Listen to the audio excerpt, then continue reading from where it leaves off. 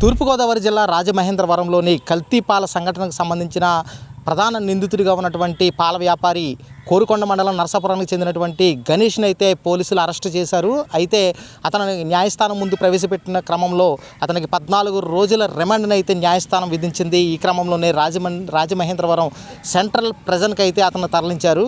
అయితే ఈ సంఘటనకు సంబంధించి పాల వ్యాపారి గణేష్ యొక్క నిర్లక్ష్యం స్పష్టంగా కనిపిస్తుందని అధికారులు ఇప్పటికే వెల్లడించారు. దీనికి సంబంధించిన అక్కడ విచారణ దర్యాప్తు అధికారిగా ఉన్నటువంటి డిఎస్పీ దేవకుమార్ పలు సంచలనమైన విషయాలు అయితే వెల్లడించారు.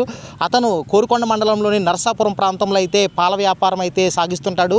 ఇతను సేకరించిన పాలను కొంత ఫ్రీజర్లో నిల్వ ఉంచి అక్కడ నుంచి ప్రతిరోజు కూడా ఉదయం సాయంత్రం కూడా అతను రాజమహేంద్రవరంలోని చౌడేశ్వరి నగర్తో పాటు రూపానగర్, స్వరూపనగర్, అదేవిధంగా దానవాయిపేట పరిసర ప్రాంతాలలో అయితే ఇతను విక్రయాలు సాగిస్తుంటాడు. ఇతను నమ్మకంతో, అంటే ఇతను గ్రామీణ ప్రాంతం నుంచి కోరుకొండ మండలం నరసాపురం నుంచి ఇతను రోజు కూడా వస్తుండటంతో ఇతనిని పూర్తిగా విశ్వసించినటువంటి ఈ రాజమండ్రి సిటీలోని పలు ప్రాంతాల ప్రజలైతే ఇతనిపై పూర్తిగా నమ్మకంతో గత కొంతకాలంగా ఇతని వద్ద పాలు అయితే తీసుకుంటున్న పరిస్థితి అయితే ఉంది. ఇదే నమ్మకంతో ఎప్పటిలాగానే వాళ్ళు తమ పిల్లలకైతే దారుణ పరిస్థితికి ఎదుర్కొనే పరిస్థితిలో ఉన్నారు. ఎంచేతనే 3 పిల్లలు రెయిన్బో ఆసుపత్రిలో ఇదే పాలు సేవించిన 3, అంటే 2 ఏళ్ల బాలుడు, 1.5 బాలుడితో పాటు 6 నెలల చిన్నారి అత్యంత దయనీయ స్థితిలో పసిప్రాయంలోనే వాళ్ళు డయాలసిస్ ఎదుర్కొన్న పరిస్థితి అయితే ఉంటుంది. ఇప్పటికే కూడా వారి పరిస్థితి అత్యంత విషమంగా ఉంది. ఇదిలా ఉంటే అధికారుల విచారణకు సంబంధించి కోరుకొండ మండలంలోని నరసాపురం ప్రాంతంలో అతని ఇంటి వద్ద అధికారులు దర్యాప్తుకు సంబంధించిన అధికారులు పరిశీలన చేసినప్పుడు అక్కడ సంచలనమైన విషయాలు అయితే వెలుగులోకి వచ్చాయి. అతను ఒక పాడైపోయిన ఒక ఫ్రీజర్ని అయితే వినియోగిస్తున్నాడని, దానికి సంబంధించి అది మరమ్మతులకు గురవగా, అంటే కూలెంట్గా ఉపయోగించేటువంటి ఇథనాల్ గ్లైకాల్ను లీక్ అవడంతో ఈ ప్రమాదం సంభవించిందని పూర్తిగా నిర్ధారించారు అధికారులు. ఎంచేతంటే ఈ ఇథనాల్ గ్లైకాల్ అనేది పూర్తిగా చాలా ప్రమాదకరమైన రసాయన పదార్థంగా చెప్తున్నారు. ఇది కూలెంట్గా ఈ ఫ్రీజర్లో వాడుతుంటారు. ఇది పూర్తిగా కూడా పాలు సేకరణకు సంబంధించిన, శీతలీకరణకు సంబంధించిన అంశాలలో అయితే దీన్ని ఎట్టి పరిస్థితుల్లోనూ ఉపయోగించారని కూడా తెలుస్తుంది.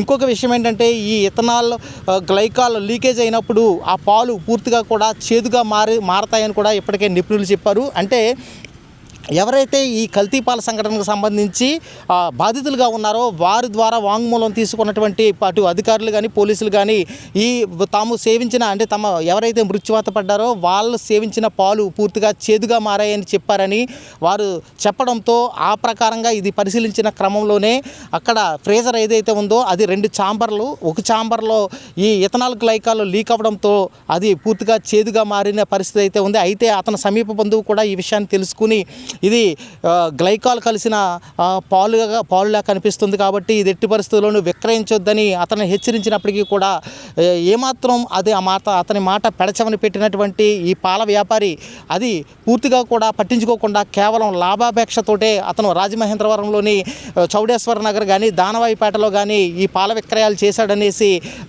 నిర్ధారణ చేశారు అధికారులు. ఈ క్రమంలోనే ఇప్పటికే 6 వరకు మృత్యువాత పడిన సంఘటన ఉంది. దీనికి సంబంధించి చౌడేశ్వరి నగర్లోనే 4 మృత్యువాత పడ్డారు. ఇంకొక మహిళ వృద్ధురాలు కాకినాడలో చికిత్స పొందుతూ మృతి చెందింది. తాజాగా ఇంకొక బాలుడు అయితే 6 సంవత్సరాల బాలుడు అయితే విశాఖలో చికిత్స పొందుతూ కూడా మృతి చెందాడు. అదేవిధంగా 3 దానవాయిపేటకు సంబంధించిన ఒక బాలుడు, మరొక 2 బాలులు కూడా, అంటే చిన్నపిల్లలు కూడా అత్యవసర చికిత్స రెయిన్బో ఆసుపత్రిలో పొందుతున్నారు. అయినప్పటికీ కూడా ఇప్పటికే వారు పసిప్రాయంలో 4 సార్లకు పైగా డయాలసిస్ని అయితే ఎదుర్కొన్నారు. ఇప్పటికీ కూడా వారి పరిస్థితి ఆందోళనకరంగా ఉందంటూ కూడా కన్నవారు అయితే కన్నీరు మున్నీరు అవుతున్నారు. ఈ పరిస్థితుల నేపథ్యంలో ఇంకా కూడా బ్లడ్ శాంపిల్స్ని అయితే సేకరిస్తున్నారు అధికారులు. ఇప్పటికే కూడా ఎక్కడైతే ఇతను దాదాపు 106 మంది కుటుంబాలకు ఇతను రోజువారీ పాలు అయితే విక్రయాలు సాగిస్తుంటాడని నిర్ధారణ చేసిన అధికారులు ఆ 106కి సంబంధించి వారి కుటుంబీకులు కానీ మొత్తం మీద 200 మందికి పైగా రక్త నమూనాలు అయితే సేకరించారు. ఈ రక్త నమూనాలకు సంబంధించిన టెస్టుల యొక్క ఫలితాలు కూడా వచ్చాయి. అయితే కొంతమందికి క్రియాటిన్ శాతం కొంచెం ఎక్కువగా ఉన్నట్టు కూడా స్పష్టమైందని అధికారులు చెప్తున్నారు.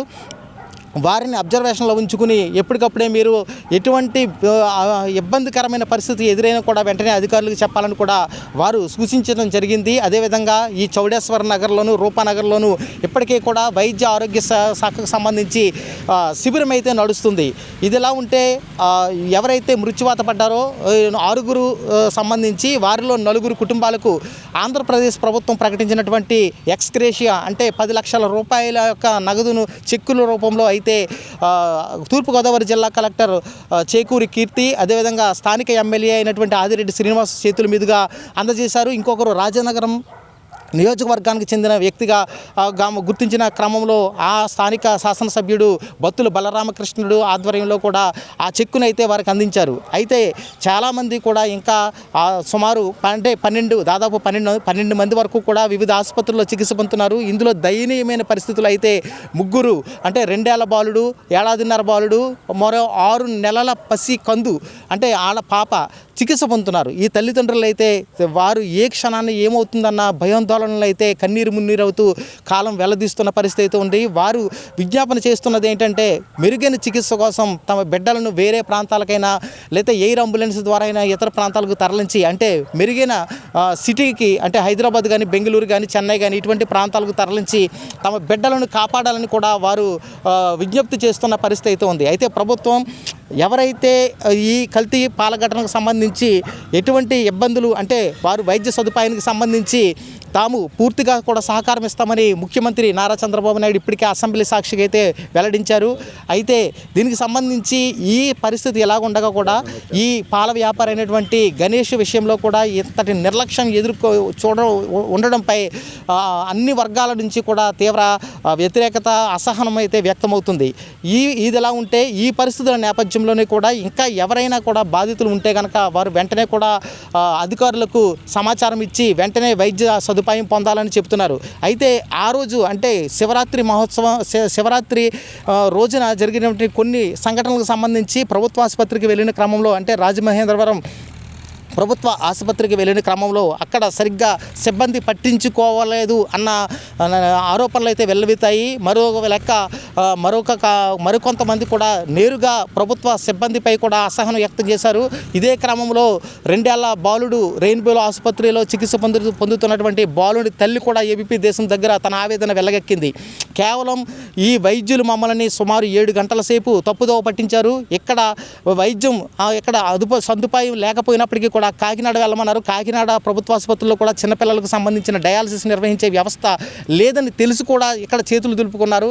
తీరా అక్కడికి వెళ్ళిన తర్వాత వారు చేతులు దులుపుకున్నారు. ఈ క్రమంలో అత్యంత విలువైనటువంటి 7 గంటల సమయం మా బిడ్డ విషయంలో వృధా అయింది అని కూడా వారు తీవ్ర ఆవేదన వ్యక్తం చేశారు. ఇటువంటి ఆరోపణల నేపథ్యంలోనే రాజమండ్రి సర్వజన ఆసుపత్రికి సంబంధించిన సూపరింటెండెంట్ పివి సత్యనారాయణన్ అయితే విధుల నుంచి తొలగించారు.